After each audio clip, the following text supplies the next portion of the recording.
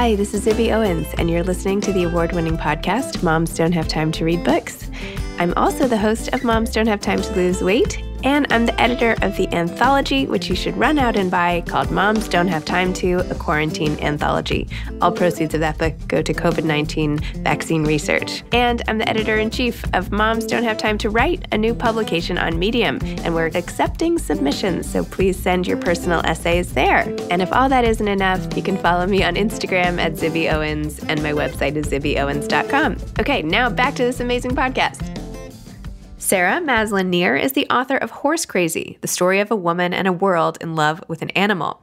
Sarah is a staff reporter for the New York Times and was a finalist for the 2016 Pulitzer Prize for Unvarnished, her more than year-long investigation into New York City's nail salon industry that documented the exploitative labor practices and health issues manicurists face. I totally remember reading that article.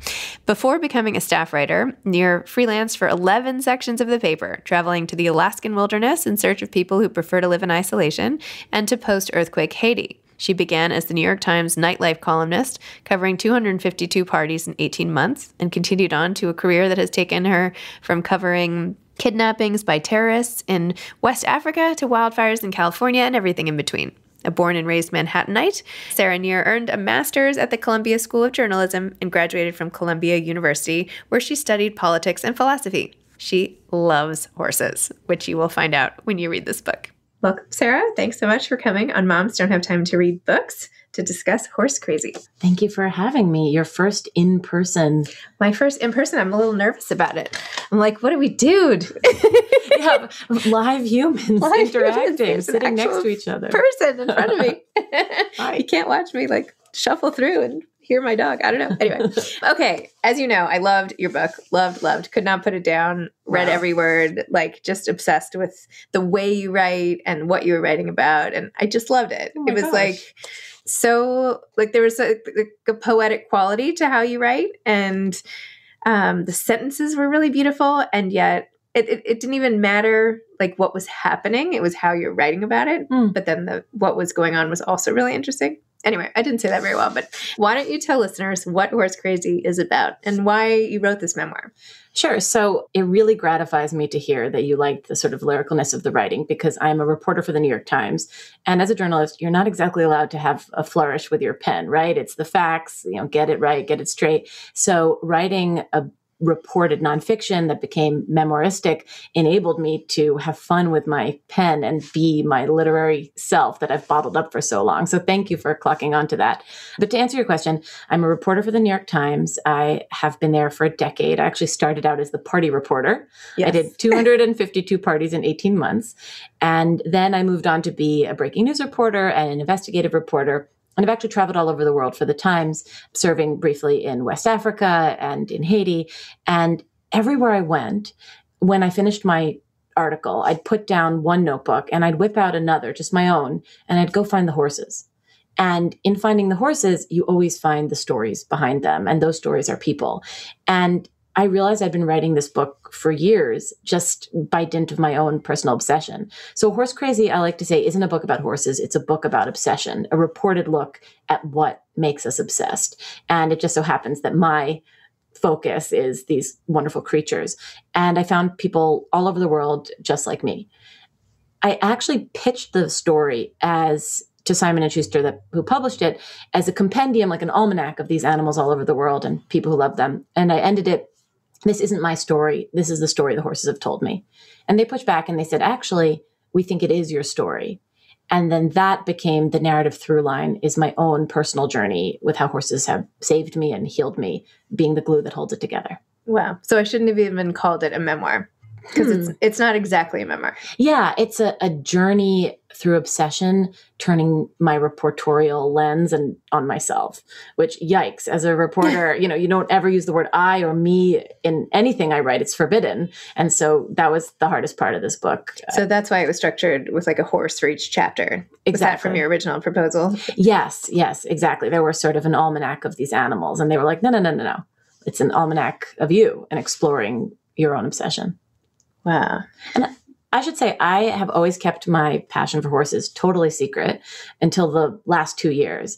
I cover really, really challenging corners of the world. I did a large investigation into, for example, if people know my work, it's usually into New York City nail salons, a big expose on the labor exploitations and health affects manicurists face. That was a finalist for the Pulitzer Prize. That's amazing. Yeah, thank you. And I was worried I wouldn't be taken seriously as a New York Times reporter if I revealed that so much of my heart and soul was caught up with ponies.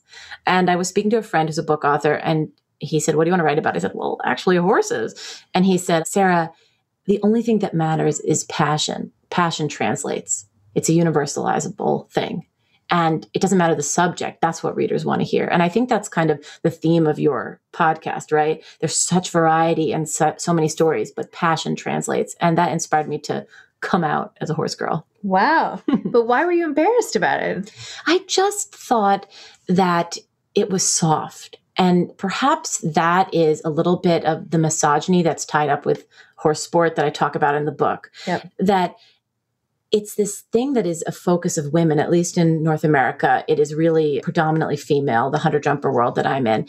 And so it's seen as cushy, as a light thing, even though it's extreme. I've broken my vertebrae several times. I asked you when we sat down for this conversation if I could have a pillow because I'm in constant pain. It's as extreme as hang gliding or mountaineering, piloting an animal at velocity, but it's minimized, I think, because of the feminine connotation. And I had minimized it in my own way.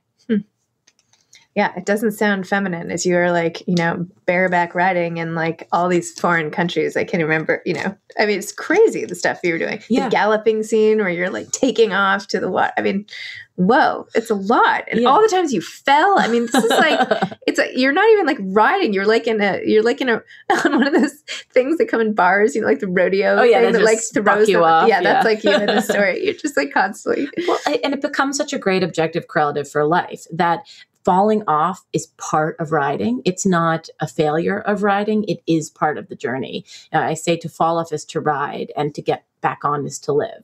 And in that way, examining my own passion for these horses. Why am I so obsessed when I've broken myself so many times? I'm not that good, but I'm addicted. And to understand that was the journey of the book. Wow.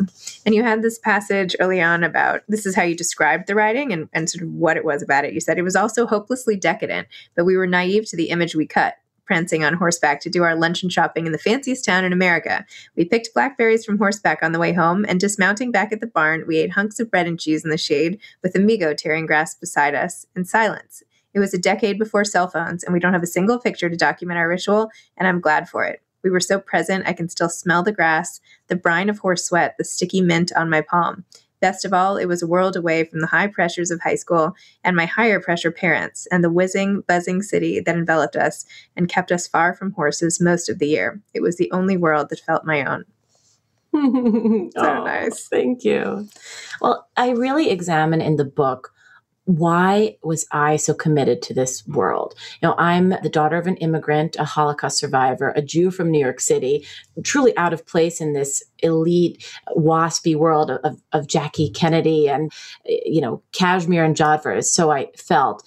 And I think my obsession was about passing, about belonging. My father had masqueraded under several different identities as a Catholic in order to survive persecution by the Germans during the Holocaust. And here I was really shoehorning myself into this world, trying to pass in another way. And I really unpacked that. My parents were psychologists and psychiatrists. So of course, I'm screwed up and I got to dig into that. But in the book, I talk a lot about identity, what makes you belong, what makes something your own. And I would often say to Dad, Dad, this isn't our world. This is Ralph Lauren's world of cashmere and jodhpurs. And he'd say, Sarah, not Ralph Lauren, Ralphie Lifshitz.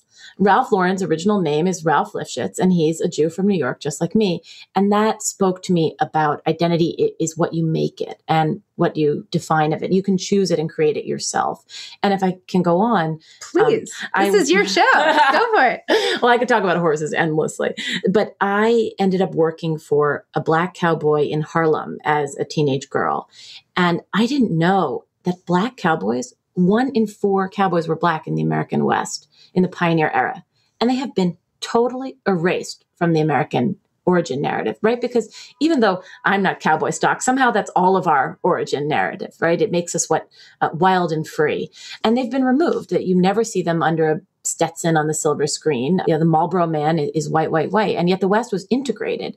And I didn't know anything about Black Cowboys till I worked for this gentleman in Harlem. And in the Black Cowboys erasure from the American story, I saw a parallel to my own people's almost literal erasure from this planet. And so I ended up riding with the Black Cowboys in Harlem, the founder of the Black Cowboy Museum, who's a postman who spent his life savings to recreate a space for this community in the horse world. And it's just a weird journey that horses took me on, but really a journey into finding myself. I loved when you were doing that riding in Harlem, how you asked why you were required, not required. The owner of the barn wanted you to ride in front of the kids who would come in on field trips, and you felt bad about it. And you were like, why don't they ride? And like, what's the point of this whole thing? And he told you, the point is not to teach them to ride, it's to teach them to dream. That was so awesome. Anyway, it gave me chills. Yeah. It's like, I've heard that story myself a million times because it's my story, and I have chills sitting here. Look at my chills, Libby. Chills. Because I said to him, to Dr. Blair, I said, we have these inner city children coming to pet these horses at the New York City Riding Academy, as we called it. We don't teach them any riding. What are we teaching them? And he said, we're teaching them that they're part of the American story, that there is a different world out there from the one they feel is inevitable, laid out before them in the ghettos and in the poorest tracts of the city. And we're teaching them to dream. And I'll never forget that sentence as long as I live. Yeah, that was really inspiring. I mean, with any, I guess, obsession, I feel like obsession has a negative connotation. I wouldn't have described this book as a book of obsession. So I'm interested that that's how you saw it. Like, because that sounds bad to me. Like, I'm trying to quit it has a hold on you that's bad, as opposed to a passion, which is something you're really into, and it's a great thing. Like, obsession to me sounds like Glenn Close and like Basic Instinct, Basic Instinct. What am I talking about? Fatal Attraction, right? Like where it's an uncontrolled negative thing. Well, first of all, I'm obsessed with your podcast, so I think it's a positive. in that reference, yeah, you can keep that one. But think about it. Context. I've deeply injured myself. An X-ray technician looked at my spine once and said that was almost a game ender.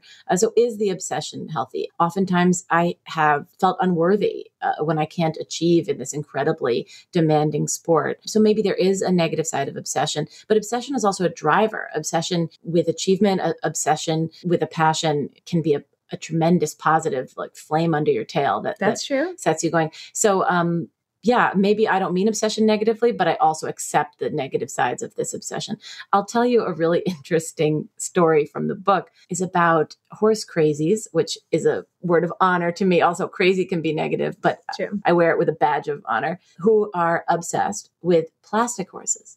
And I'm sorry. No, you go ahead. No, to ask away. No, I was going to say, after I read that was when I was pulling out all of my mother-in-law and late mother-in-law's stuff from the basement.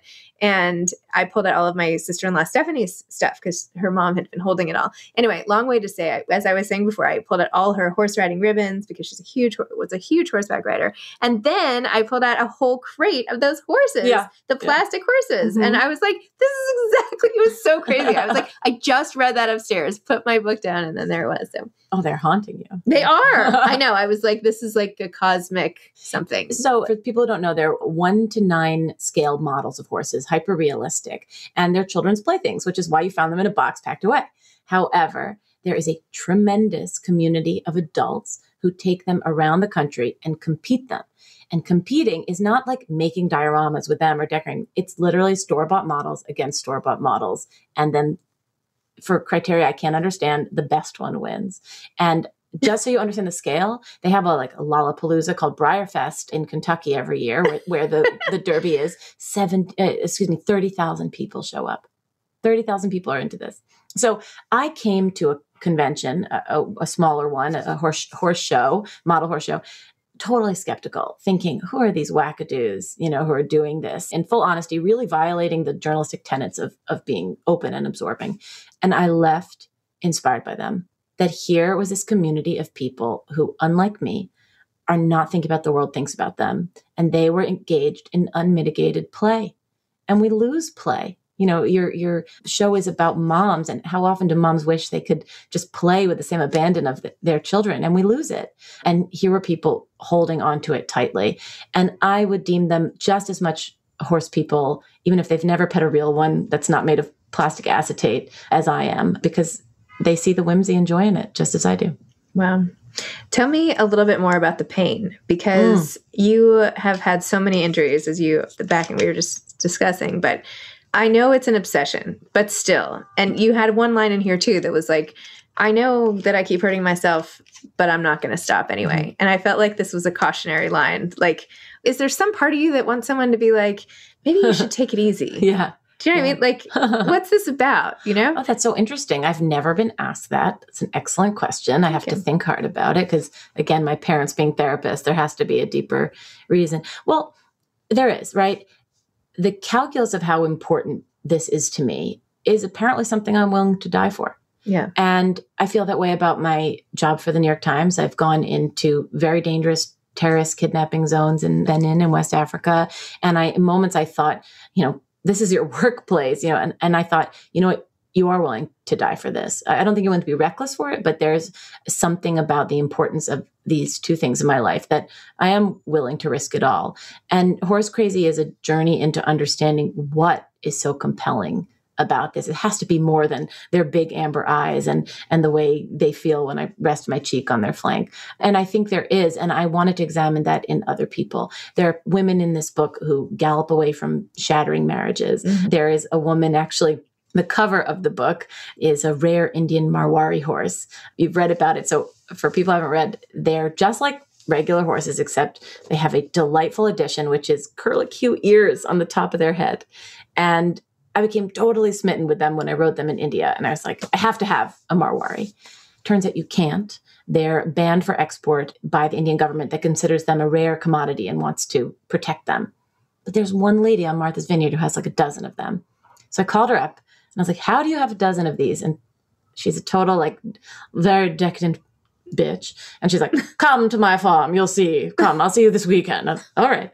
So I show up on her farm, Francesca Kelly, and we swam with the horses and we galloped with these wild Indian horses. And she told me how she's been the steward of them in going back to India for 20 years. She's a British socialite to cultivate the breed and support them in their country. And she got a couple out before the ban and then it locked down. And I said to her, Francesca, great story. Thank you for the weekend. The ban was in like the 90s or something. How come there's a 2-year-old here? And how is there a 4-year-old horse? Yeah. And she looked up at me from her floor of her mansion in Martha's Vineyard and she said, Sarah, you come up with tremendous adventure when you engage in tremendous duplicity. And I was like, what the hell? Turns out she's been smuggling their semen on Air India flights in her pockets, rare Indian horse semen, and building this illicit herd. But then, as you ask, right, why are you willing to go to these lengths for these animals? That's risking a lot. And there has to be more to it. So I said to her, and I often say this, the sum total of my job description, and yours too, is the question, why?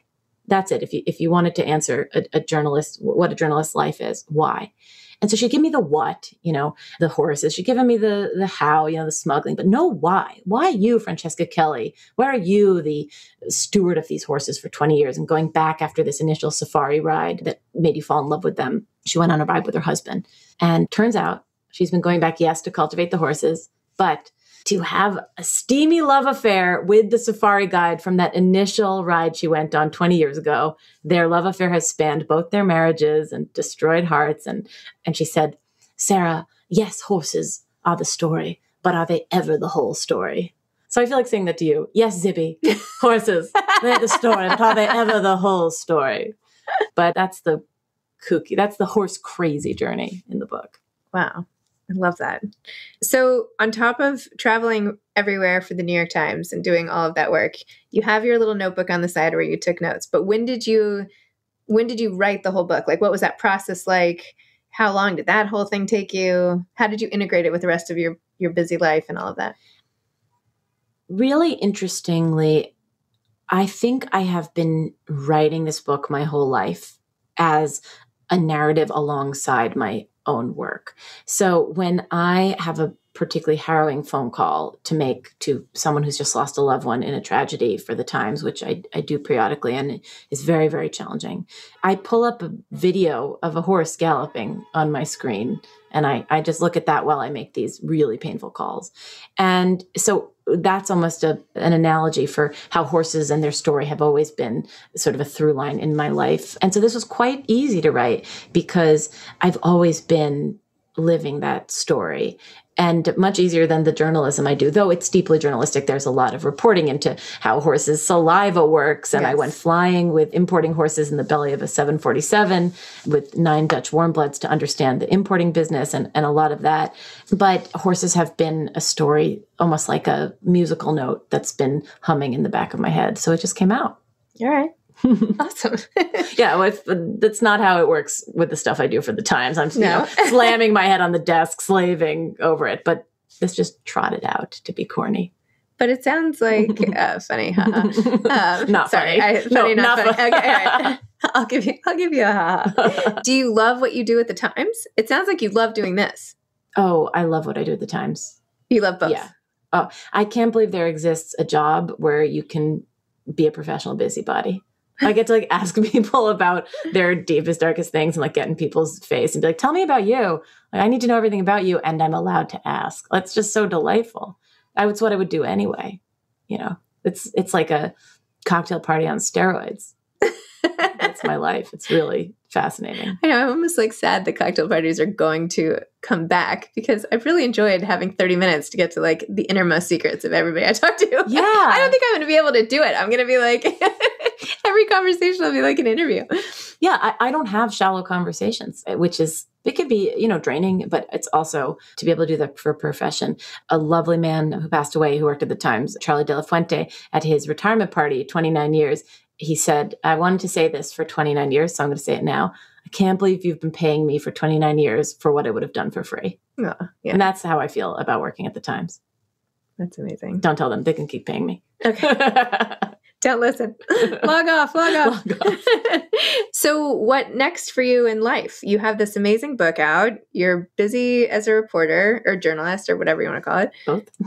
Both. Where do you see things going? Well, so much, Zibby. Okay. I actually love that we're doing this now because I just signed a couple new developments. Yay! I think I'm allowed to talk about it, but I just will anyway. I have a children's book series coming out with Abrams on horses. Yay! So sort of taking the journeys from this book and making them middle grade. And they're actually going to be told from the horse's perspective, which will be really fun. That. And I've never done any fiction, so that's going to be really exciting. Talk about letting your pen fly. Yeah. And I also am working on an investigative documentary series on the horse world that is just getting underway. So that is cool. The horse media moguldom I'm trying for. I just got to corner more horse markets and more different venues. I love that. And now you need a children's book, younger. Oh yeah, kids. Really little ones. Really little ones. Just because I have a few, so. Okay. Yeah. Do they like horses? Great. I have 3 sold already. Yeah. Pre-sell. Your pre-orders are taken care of. Yeah, but it's really amazing to align all your passions. Never, if you had told 12-year-old me that I would be writing about horses and making movies about horses, she would have just punched you in the nose and been like, liar, this is what you do on the side and this is your private dream. But now it's becoming my life. That's so great. Well, having sort of ridden, through this journey with you. Wait, hold on. Payback. Okay. All right. I deserve that. No, it's really satisfying to see what's coming out of it all because it obviously comes from such a pure place of passion and interest and really respect for the animals. I mean, the way you talk about horses, I haven't heard anybody else talk about them. I feel like I've learned new things about them. Not that I used to ride a little bit as a kid or whatever, I shouldn't say most people. A lot of people I grew up with, every so often we would it's it was in the thing with That's a girl thing, with right? the ice skating and I don't know, it was something you tried, right? But I'm no more horse person than the next person. All to say, after this book, though, I felt very differently. And all of a sudden, by the way, I started getting I posted about this book and then I got 5 pitches about other books about horses. And I was like, no, I'm not, it's not that I want to read more about horses. It's that it just turned my attention into it. It just made me rethink of them, think of them in a new way and a deeper way, and like knowing the history of them. And I don't know, it's just really cool from an intellectual sort of exercise perspective. Well, I'm really honored by you saying that, because that was my goal in writing it, that I didn't want to write to preach to the converted, right? I say in the beginning of the book, when anyone asks me, really, why do I love horses? I say, because horses, right? And that's just an answer that every horse person understands. But it's not a book just for horse people. It's a book for anyone who's ever wanted to understand passion. So you being able to derive that from it and go on a literary intellectual journey with it is like my whole goal. Oh, great. So thank you for achieving it for me. Boom, off the list.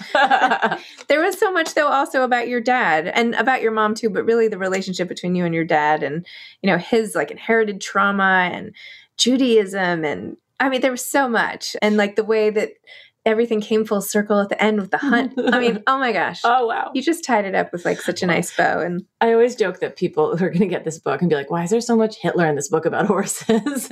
And I had a lot of self-consciousness writing those threads. But I come to terms with it in the book, and I say, you know, braided together, those are the threads of my life, that I have to, you know, tell my truth and show that tapestry. But with a father who had really his life forged in the fulcrum of war, I felt deep self-consciousness just of having a comfortable life, right? Like, how are you allowed to be okay? How are you allowed to have a problem with your pony when your father had such atomistic ones as survival, as mystic problems as survival? And my father would say, never envy me my trauma. I envy you were spared your own. And it really made me realize that we're all on our own journeys. But putting those different threads together, I had a really extreme self-consciousness about writing it. Just as anybody who's the product of intergenerational trauma has a shame about living a happy life. Like, how are you allowed this? How are you allowed this victory? But my father saw riding horses as one giant victory lap, spitting in the eye of the forces that tried to wipe us out. And actually, I'll just tell one quick story that you read in the book. One year I competed in a very Tony horse show, the Hampton Classic, you know, the creme de la creme. And I was about 14, 16, I can't remember. And I was sure I was garbage. You know, I had a deep sense of unworthiness inserting myself in this world. So I put my horse away and I went to find funnel cake, right? I'm there for the cake. And my dad, this elderly Holocaust survivor who knew nothing about horses, waited all day long at the ringside and, you know, burning in the sun. And when they called the winners out of 60 or so horses, I had won second place. And so the horses, as you know, trot in for a victory lap, right? They go into the winner's circle, but they're in the line of these gallant steeds as my little old dad, because I'm nowhere to be seen. And he puts that second place ribbon on his chest and he turned to the judge and he said, I defeated Hitler. And I got it, right? It's the craziest thing, but I got it. And maybe that's part of what drove me to this obsession. Wow. Continuing the victory lap. I love that. Okay, last question. What advice would you have for aspiring authors?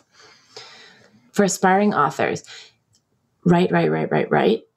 But I don't mean write and sit down with a pen and make it beautiful. I was just saying this to someone, actually was interviewing a veteran who has extreme post-traumatic stress disorder, and that prevents her from doing so much and from writing. But she has a story to tell. And I said, anytime you think of a thread of a story, pop your iPhone on a recorder, make a voice memo, just go. And to me, that's writing. That's just storytelling. It doesn't matter if it's beautiful or punctuated.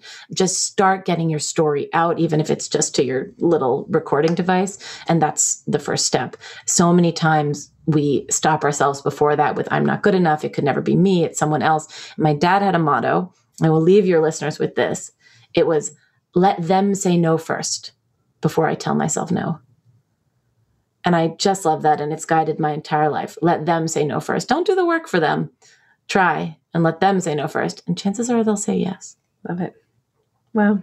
I feel like your dad just like came in, gave us 2 cents. Little Yehuda. Yeah, little flyby or something. Yeah, flyby Yehuda. I love that. Wow. Well, Sarah, thank you so much. Thanks for this experience of reading this book and getting to chat with you. And I'm so excited for all the things you have coming up. And thank really you. Awesome. I'm excited for things you have coming up and more in-person stuff. Should we touch hands? I don't know.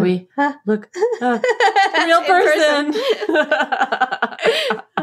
Thank you. Thanks for listening to this episode of Moms Don't Have Time to Read Books. Don't forget to follow me on Instagram at Zibby Owens and at Moms Don't Have Time to Read Books. Also sign up for my newsletter at zibbyowens.com and sign up for my virtual book club and meet lots of authors on Zoom every other week. Thanks so much to Steve and Ryan at Texture Sound for the sound editing. And thank you to Morning Moon Productions for providing this fantastic intro and outro music.